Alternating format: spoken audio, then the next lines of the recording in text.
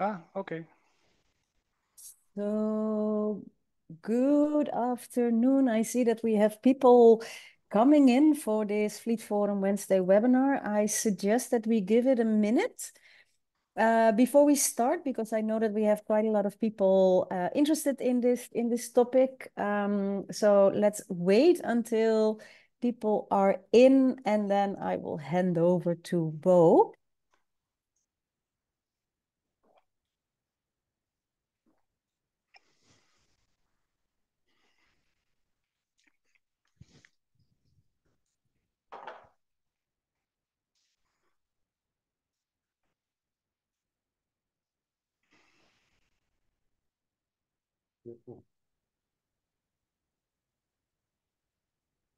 Okay, so welcome everyone to this Fleet Forum Wednesday webinar, where today we will be joined by Bo from Kjaer Kjaer, who's a Fleet Forum member organization, and who's gonna discuss with us or gonna share his thoughts around fleet waste and understanding and navigating disposal considerations together.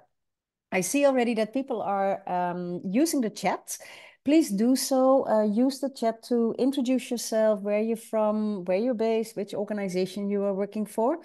And you can, of course, also use the chat to provide your thoughts, provide your questions. At the end of the webinar, we will have some time to look into your questions.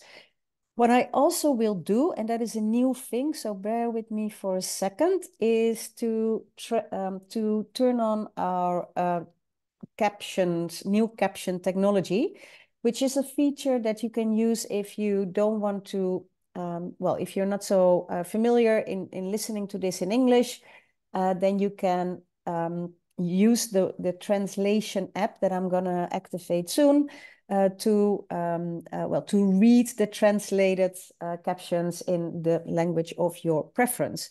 So you will find a pop-up in your screen shortly. And then let me start it. And it's taking a bit of time.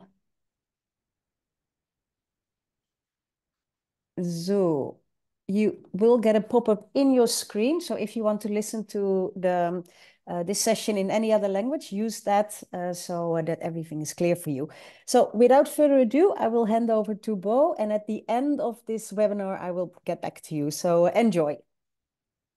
Well, thank you, Rose, and good morning, good afternoon to those that have decided to join in today. Just everybody can hear me. Just leave one or two, if you could leave a note in the chat box.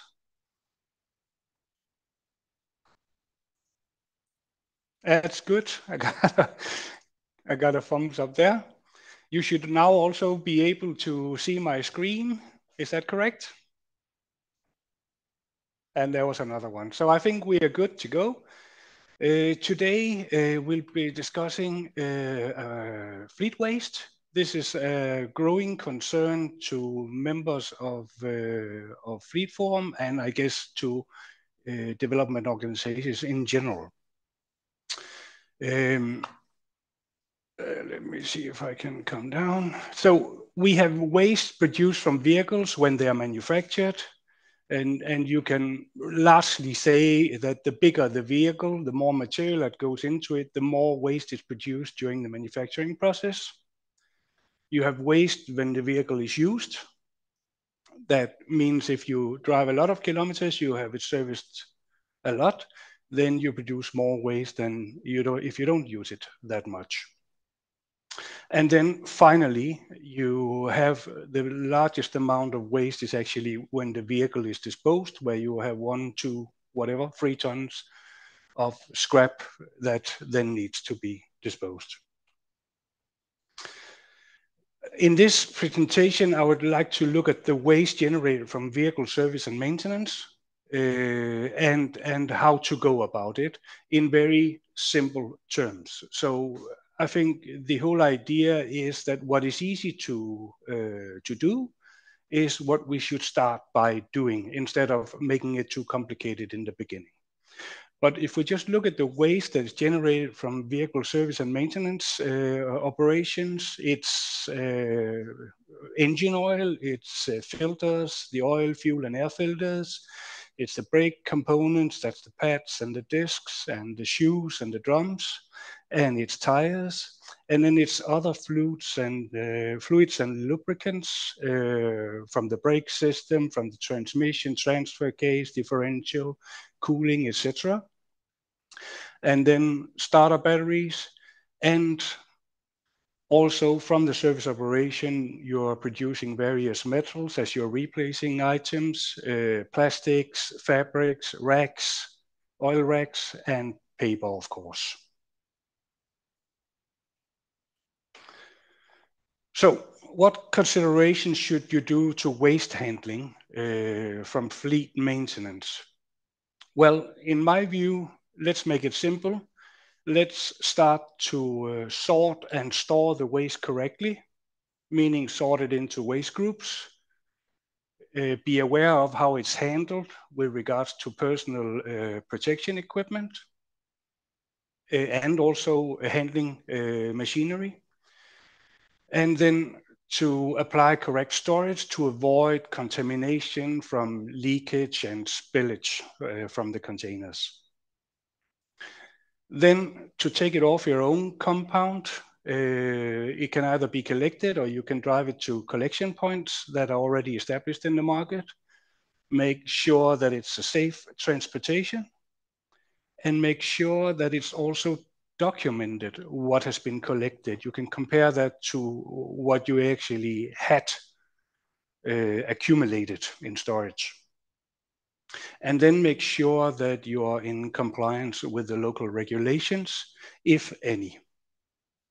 Then the big issue or the big question is, then how do we dispose it in a proper way? And there's several takes on this. And I think that is a very wide subject. And I know that it's being addressed by the logistics cluster, REC, Catherine Ely, some of you might know her already. So we'll skip that now.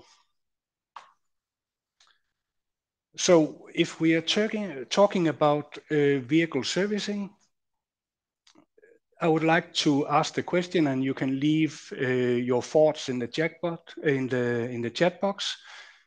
How do you think that the service schedules for vehicles, how are they established? Who does it? How do they do it? Why do they do it, etc.? Any thoughts? Please leave your comments in the chat box.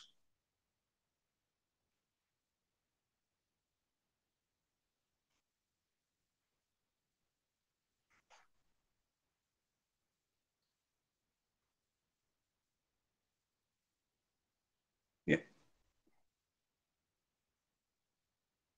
So if I were to make a plan for service of my vehicles, there wasn't any plan made already, what should I consider?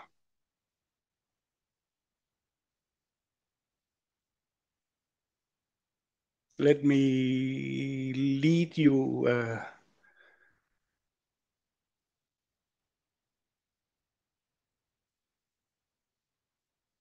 Yeah. Mileage, days, Carl, yeah. What decides the mileage and days? So kilometers is something that a lot of. Oh, and one says that the majority of service intervals are determined by the manufacturer.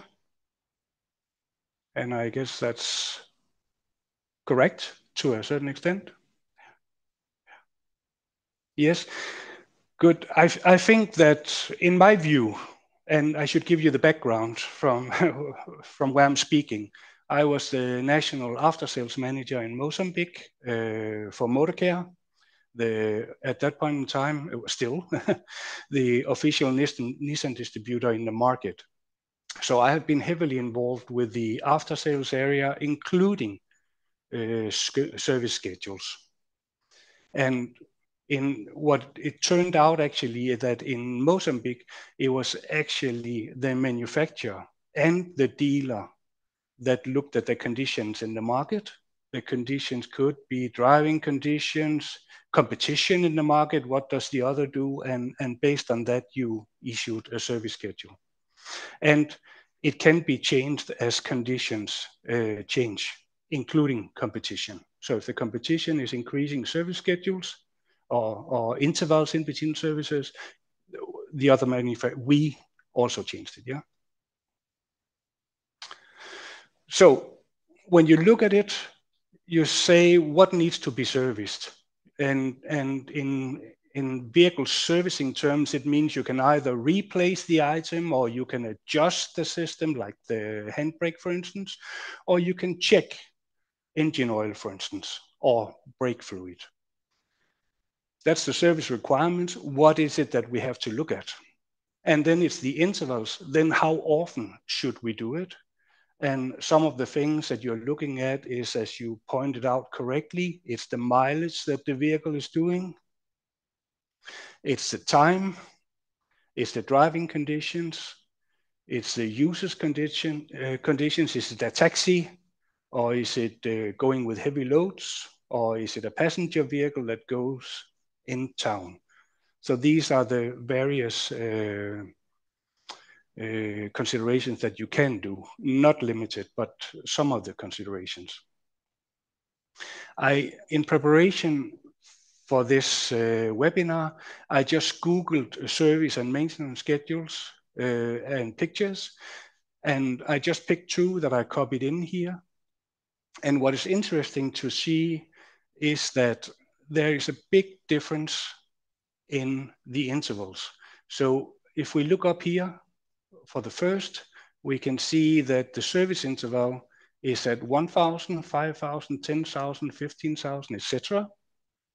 Or every 12 months at 20,000 kilometers, meaning, in other words, that you should have your car serviced 4 times a year if you're doing 20,000 kilometers in a year, or you use it for a month.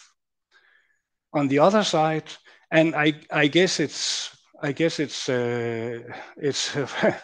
from a US territory, because they give it in miles as the primary target, but there you see you have it serviced every 24,000 kilometers or 12 months. If we go into the details and just looking at the differences, we can see that engine oil and engine oil filter is replaced here at 1,000, at 5,000, at 10,000, etc. And over here, the engine oil is replaced every 12,000 kilometers. However, the oil filter is only replaced at every 24,000 kilometers. So replacing the engine oil does not necessarily mean that you have to replace the engine oil filter. So concluding on that, there is different ways of looking at it, and it's not an exact science. It can change from model, engine type, market, etc. There are a lot of things impacting on it. Let's just see the impact at the engine oil alone on the different service intervals. And I didn't even consider the 20,000 kilometer interval. But if we look at various segments, I have allowed myself to generalize and say that the large SUVs or the small trucks, they have on average 11 liters of engine oil in the oil sump. The medium SUVs and pickups have 7 liters on an average, and the small SUVs or passenger vehicles, they have around about 4 liters. And here is the amount of liters of oil that they're using for 150,000 kilometers of operation if they run on a 5,000 kilometer service interval. So you will see the large is using 330 liters of oil. So meaning that you have 1.5 oil drum, you know, these oil drums of 210 liters. You have basically 1.5 of those full when you have driven the 150,000 kilometers full of used engine oil. If we take it down to a service interval of 15,000 kilometers, then you have only 1/3 of that. And so it's worth noticing here that the service interval is largely impacted on the waste explained as oil that is generated, but also the size of the vehicle also has a great impact on the amount. So you can say if we take the worst, is the large SUV that generates 330 liters. We have the lightest that generate 40 liters for the same period of time. I am fully aware that we cannot replace all large SUVs with small passengers, but if we can make changes along the way and maybe adjust our fleet, then there'll be a saving there. Of course, I should say that electric vehicles do not have engine oil, so there will be a zero at all intervals. So what are the key takeaways that I have from when I started to look into this presentation? It is that you should look at how your waste is handled, irrespective of whether you do it yourself or whether you ask someone else to do it, but it's waste from your product.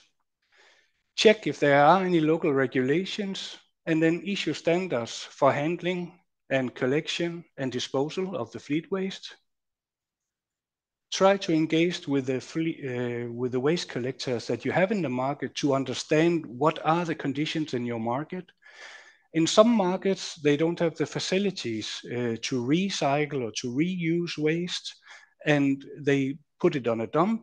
And I think if that's what is available and what is within the regulation, that is where you have to target that your waste goes in the first place. We can always make it better, but make sure that you use the already established options in the market. And then, having identified all of this, implement an improvement action plan for each of the 3 stages, and so that you continuously improve on how you handle your waste. On the other side, when you look at how your waste is handled, on the other side, record the amount. I mean, when you look at it, record it and say this is the number of engine oil, this is the kilos of metal, this is the number of brake discs, whatever parameters you want to put in.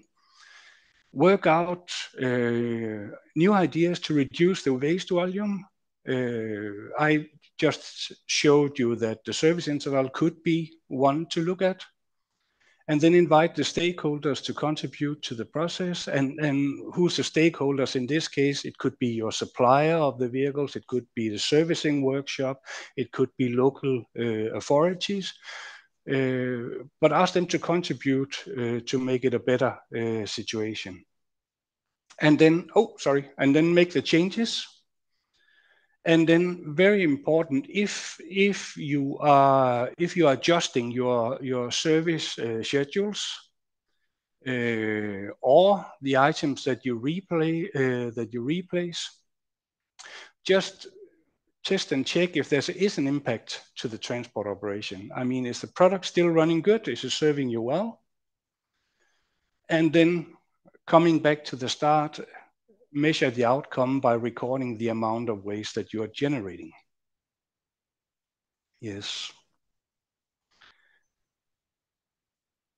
I think that was a take on service schedules, and it was a take on waste handling. And we have like 10 minutes left, so please go ahead and put your questions, and I'll see if I can answer.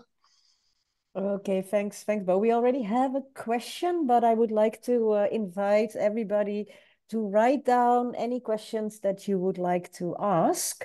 So Yusuf was asking the principles that you shared, the principles for the number of liters, the number of liters and when to replace, if these principles apply for generators as well. I think it's fair to say that the more often you service your generator, the more waste you produce. And I guess since the generator has an engine, there's also engine oil in it. So the more often you service it, the more waste you will produce. Yes, so the principles apply.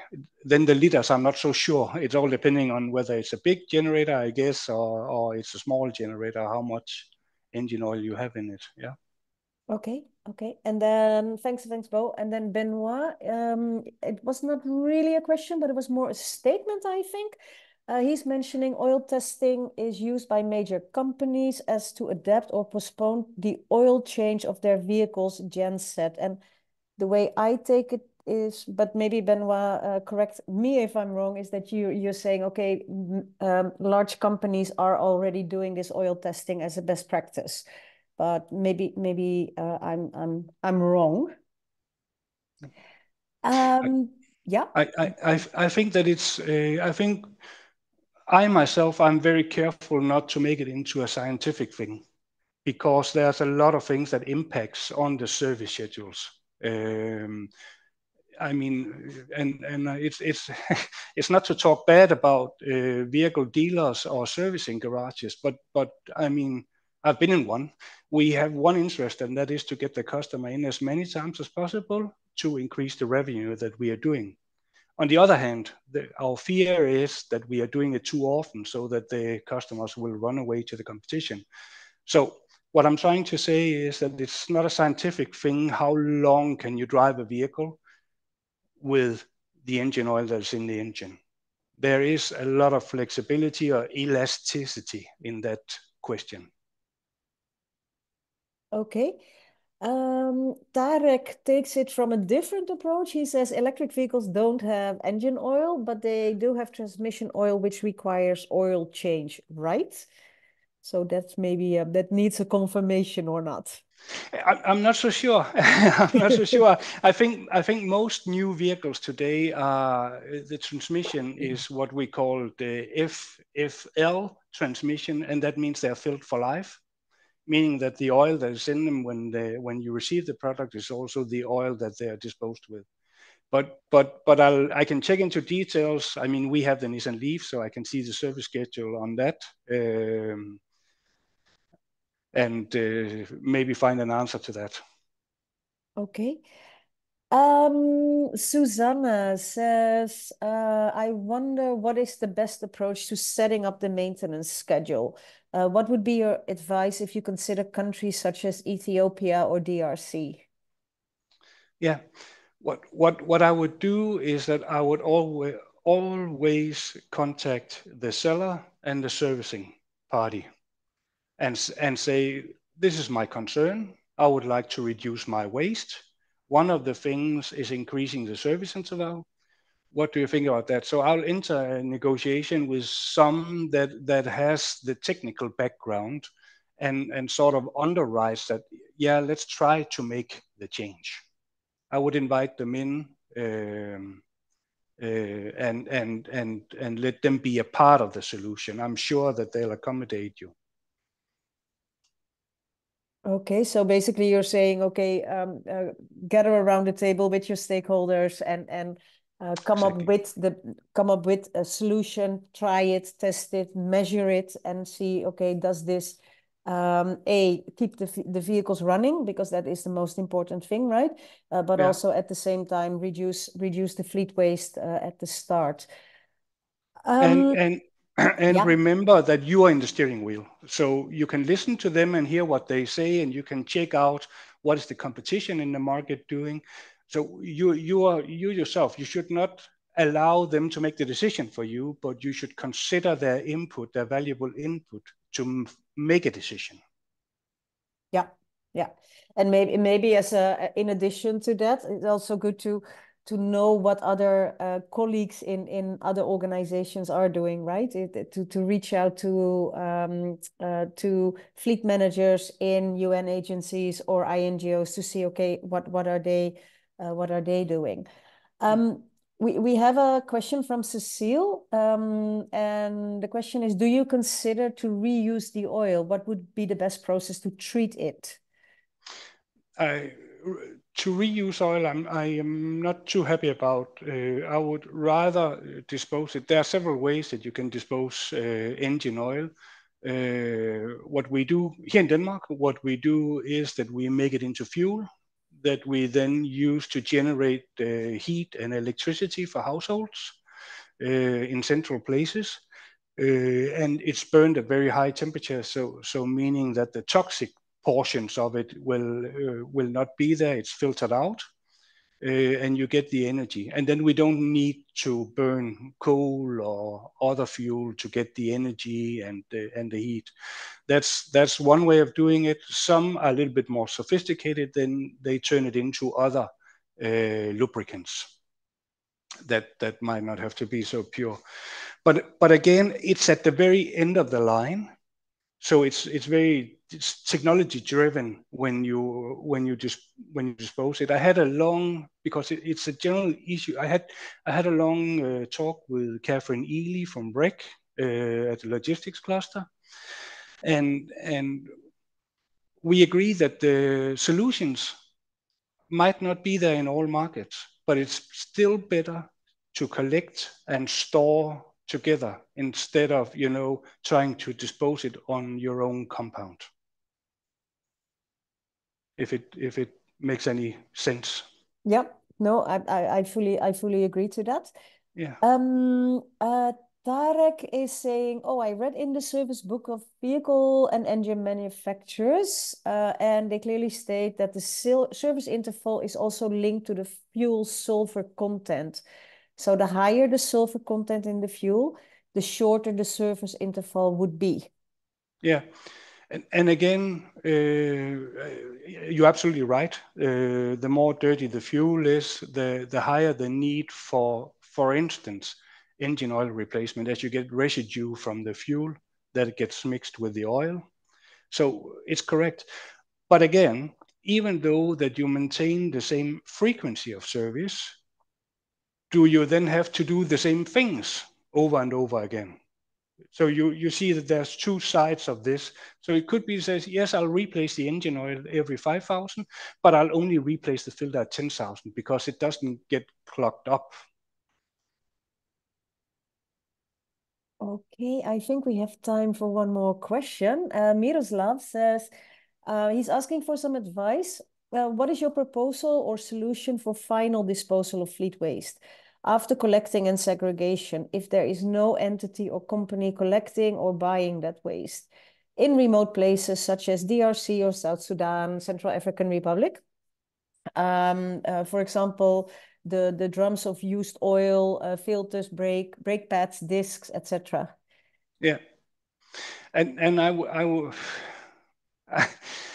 would rather not answer that because I would store it the best way on my own compound and make sure that it doesn't get any spill leakage.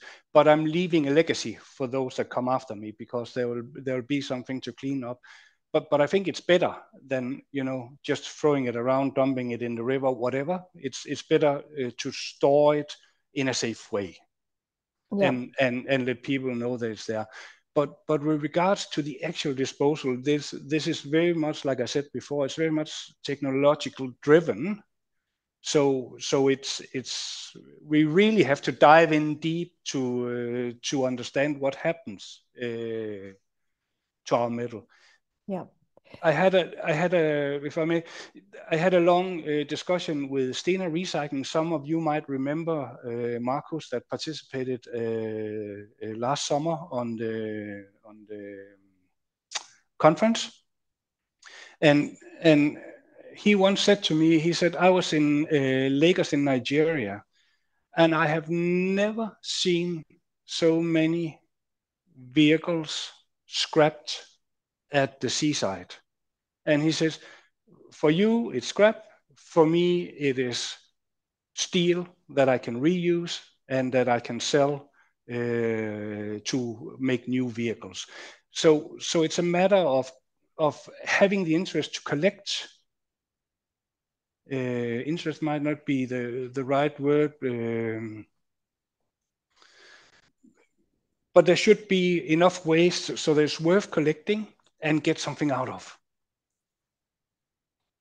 So if you are in a market where there's no interest in this, then most probably there's not going to be disposal facilities. But if there is from government level or from customer level an interest in recycling and reusing items, then businesses will come in because it is a business for them. That's what I'm trying to say.